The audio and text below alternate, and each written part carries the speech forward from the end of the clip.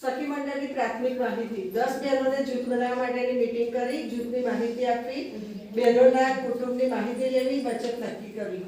10 બહેનો દ્વારા જૂથ બનાવવું અને જૂથનું નામ બધાની સહમતિથી નક્કી કરવું.